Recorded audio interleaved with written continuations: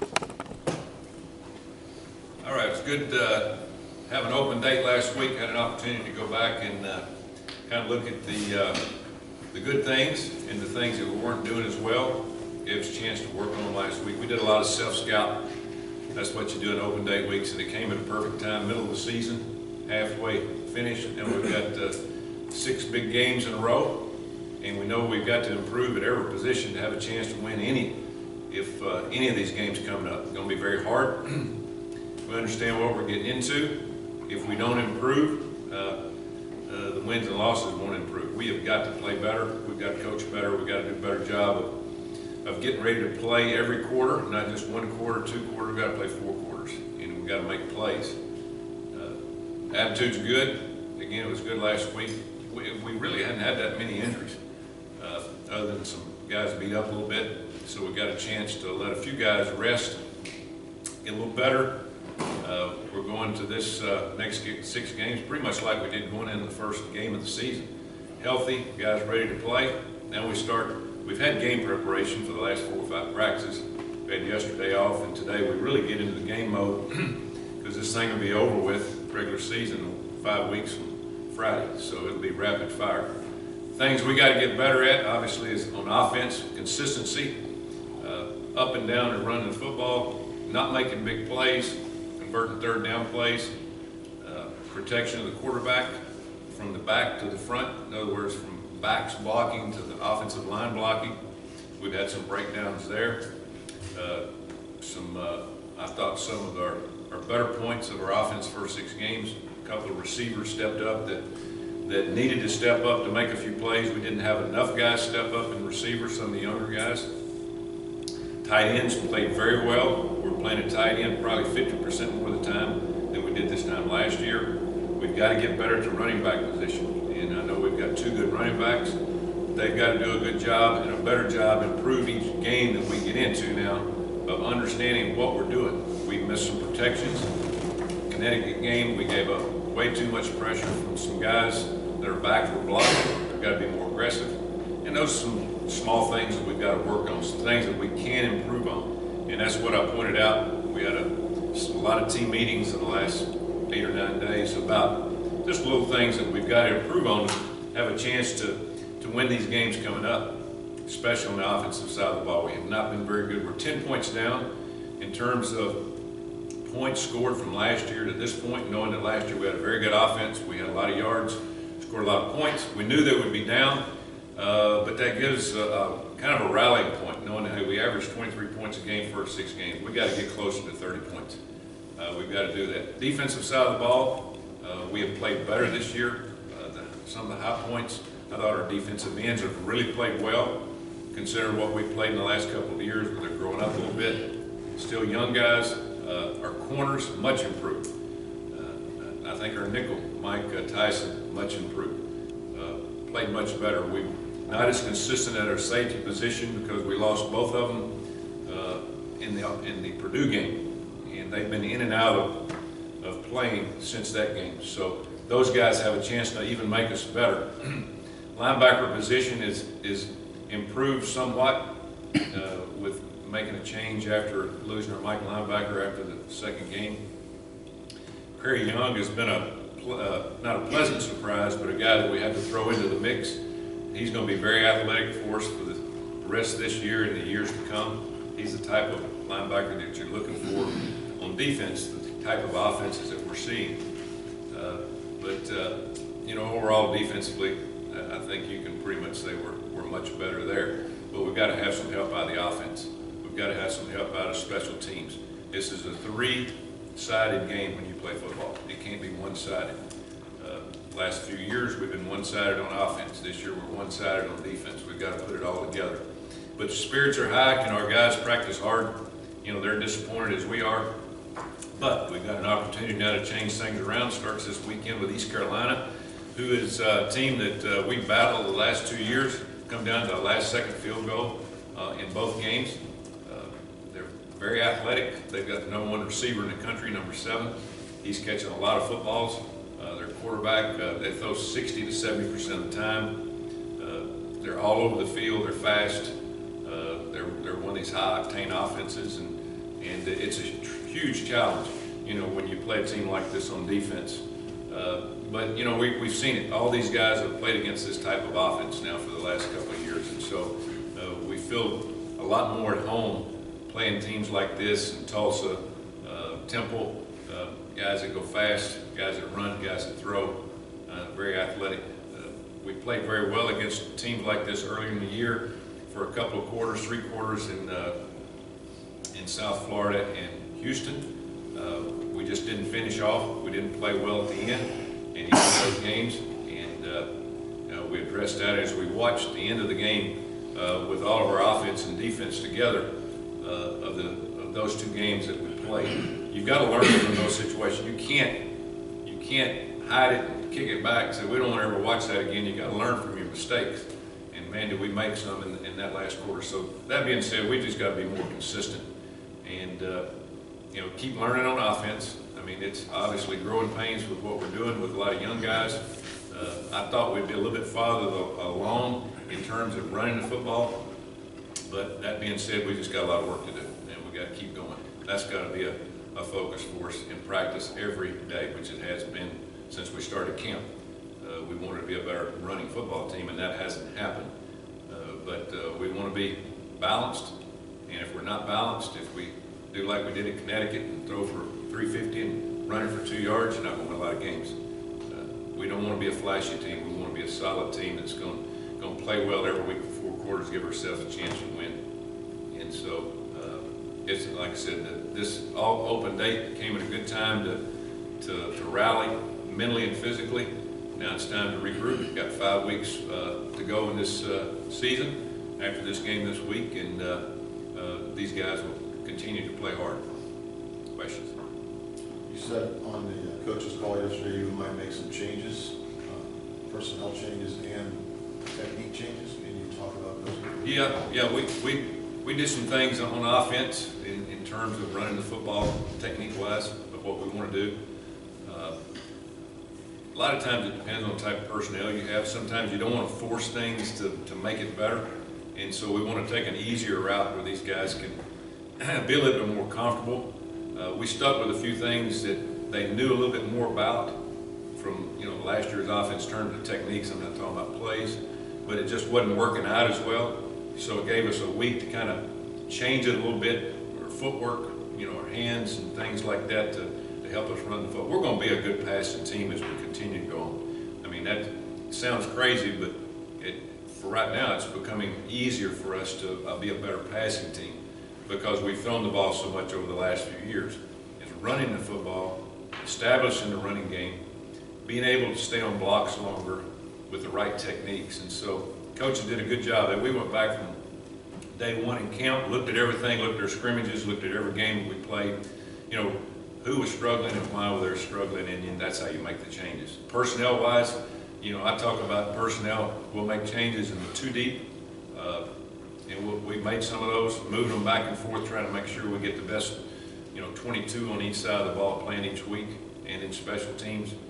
We made some changes in special teams of how we're going to do things, you know, different, a little bit different philosophy to try to give us a little bit more of an edge. You just don't sit back and just take what you're doing. You know, that's the part of coaching that I like is, you know, changing things and see the guys accept them, make them work, and make you a better team. And so we don't have a long time left in this season. We've got a lot of time left where we can really prove on whether it's the changes we're making or whether we're changing the techniques and adding plays or dropping plays, fronts, coverages. We do that every week, but you want to make sure that some of the things that aren't working after this point, you got to get rid of them, and you might either put something else in or just lean on something else, whether it's a running play or a coverage or whatever, you know, to make us stronger for 4 quarters. So with a running game, it's not the back so much, it's the technique of the guys up front? Well, it's a little bit of all of it, and a lot to do with the people that were playing, what they're doing. You know, last game, for instance, they were a huge 8-man front. They said, you're going to throw it to win, and we threw it, and we just didn't make enough plays throwing the football, you know, to get it done throwing. But you can't do that. I mean, you can't be one-sided. And we don't want to get into the deal like last year. We got into it and said, you know, we had the weapons at some areas to maybe get it done at times, throwing the football almost every down. You have to be a team that can run it and throw it. I don't care who you are. Some teams rely on a running quarterback. We see that. We've seen it all year long. You see it on television. You're starting to see it in the NFL. We're not a running quarterback. Our tailbacks have to run the football. They got to be our bread and butter. And we're not going to scramble and make a big play out of a bad play with our quarterback. We might get 5 or 10 yards. We won't get 50 yards. And so we're more of a pro-style attack. That's what we want to be. That's what we feel like can win for us more consistent once we get it going. But we want to be more of a tailback offense instead of teams are putting their tailback basically a quarterback and running their quarterback. You don't seem to get a lot of big plays is because you don't have that kind of guys at wide receiver. Is that part of the problem, that when you have to drive so far downfield, it takes so long, it gives you more chances to make mistakes? Yeah, consistency. That's what we tell our defense. We can get them started at the 20-yard line. We're going to force them to make 10 or 11 play drives. That's not going to happen about 20-25% of the time. That's the average. Over the last couple of years, we've had a few receivers that, we could score 2 plays. That is a huge advantage. Huge. We don't have that right now. We don't have the capabilities from more than 1 or 2 receivers. Last year we had 4. Who you going to cover? You cover those 2, we're going to throw these 2. And people, after the first few games, kind of saw, okay, where do they stand? Who do we need to take out of the game? We know going into the game, that who we play. We try to take away certain people and make them throw it to somebody else. So when you're starting the drive, for instance, the last couple of games, our offense has not done very well. We have not moved the ball. We have not scored points. But if you look at the drives where we started inside the 10-yard line 4 or 5 times, and it's almost impossible to drive the length of the field. And defenses just kind of give you a little bit, and sooner or later you're going to cut your own throat. You're not going to make it. And so we got to have a lot more consistency of non-executing plays. When you're depending on your quarterback to make all those plays like we have the last few years, sooner or later you're not going to make that play. It's like the last few weeks. You make plays, but if you can't hand that ball off and get 4 or 5 yards and get the second short, it just makes it that much tougher for a quarterback and offensive line. Being a defensive guy, I love to get people in second long and third long. When you do that, you better be really good on offense, and we're just not to that point yet. Coach, you talked about rallying the guys a little bit.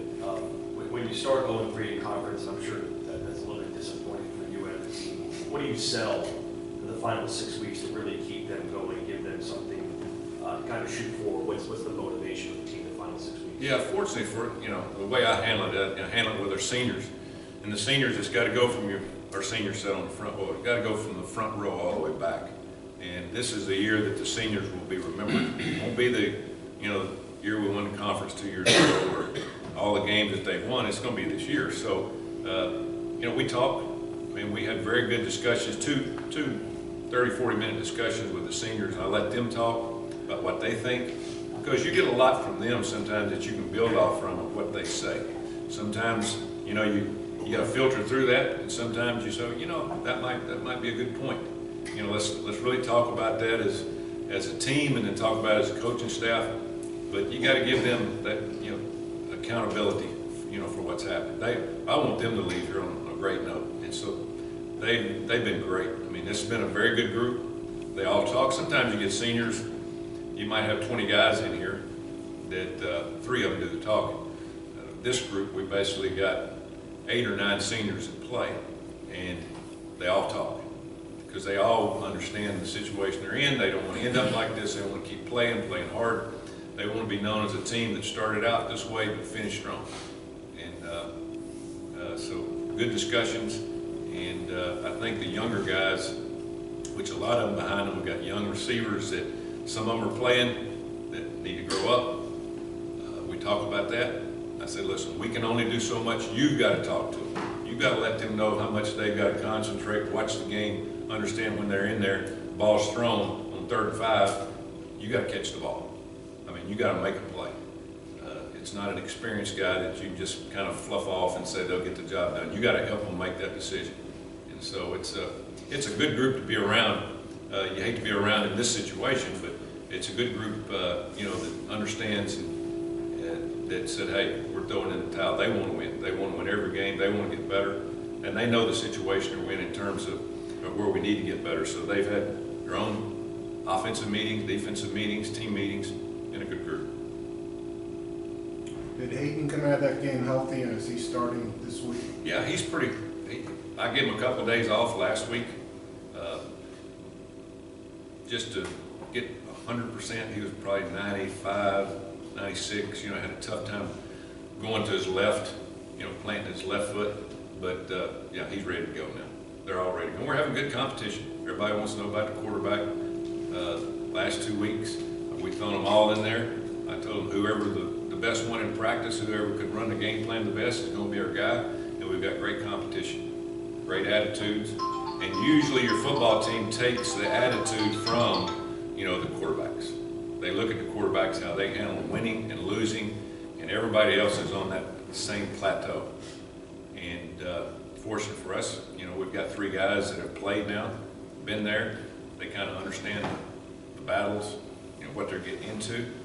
And we're looking for somebody to step up in these next 3 days and see who it's going to be. You know, I'm looking for the best guy, as we all are. So Andrew Gantz, is he? Gantz is done.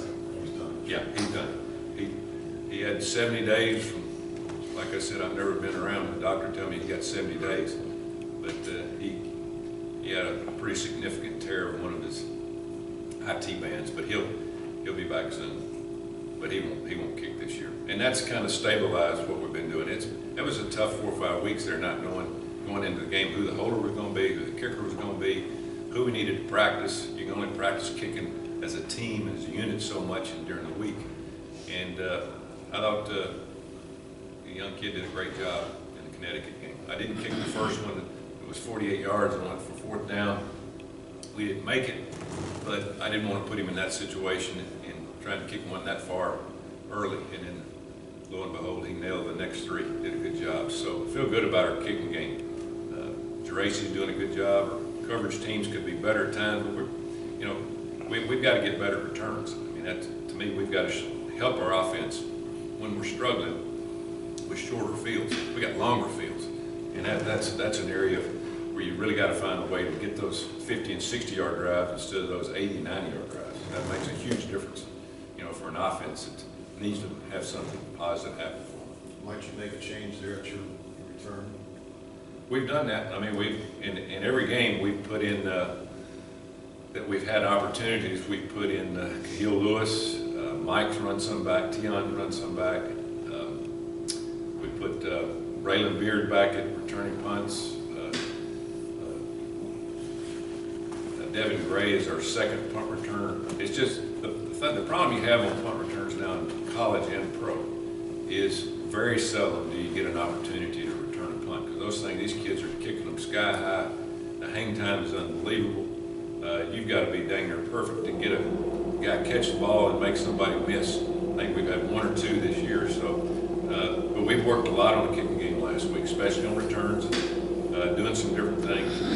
And so we're just looking for new ideas, but you don't want to get away from things that you've been working on, and all of a sudden you start new on some things that, you know, we're real close to making it happen. So again, it's that's the fun of coaching. Is how far do you go with changes? How much do you do, or do you just, hey, we've got to get better at this, knowing it's the right thing we're doing. We just got to get better at execution.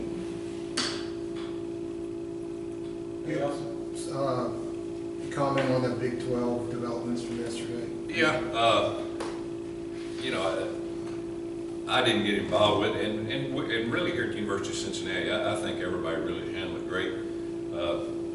You know, I've been 2 places where changed conference, at University of Miami years ago, when I decided to get into the Big East, and then I saw a lot of change in the Big 12 when I was at Texas Tech. It's like anything, you don't force anything to happen. You do your job at your university. You make everything as strong as you possibly can. you let everybody know what you've got, and everything works out. And I think we handle that great. There's no cheering, no going out and trying to sell ourselves. You got it yourself is to sell itself to people. There's going to be changeover in college football in the next 5 or 6 years. I mean, this is not the end of the line. There's going to be huge turnover. There's going to be a realignment. There's going to be things happen.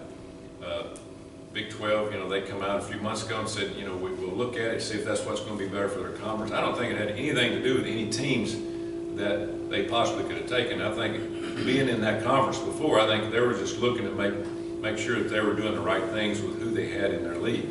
And, you know, I haven't heard any talk or press conference or anything. I'm sure they thought this was the best thing for them at this time. So we'll just keep going forward and try to make our conference better. As I said, there's going to be a lot of movement in the next few years. Thank you. Thank you very much.